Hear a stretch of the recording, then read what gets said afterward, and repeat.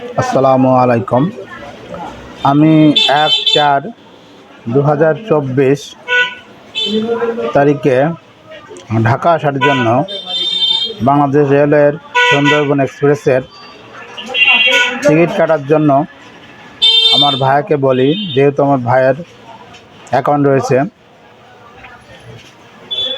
Ticket কাটার জন্য যখন অ্যাপসে ঢোকা হয় তখন দেখা যায় যে বেশিরভাগ বগি বুক। একটা বগিতে মাত্র কয়েকটা সিট ছিল, সেখান থেকে একটা টিকিট কাটা হয়, যেটা আমি আপনাদের ডানে বা বামে দেখাবো।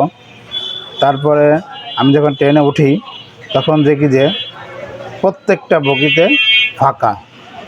মানে এটা কি কালোবাজারি নাকি আমি কিছুই বুঝি না। এই বিষয়ে অবশ্যই বাংলাদেশ রেলওয়ে কর্তৃপক্ষ দৃষ্টি আকর্ষণ করছি, এবং আমার এই ভিডিওতে আমি আপনাদের 3-4টা বগির ভিডিও করছি, সেগুলো ইনশাআল্লাহ আমি আপনাদের দেখাবো। ভিডিওটা দেখতে থাকুন। আসসালামু আলাইকুম।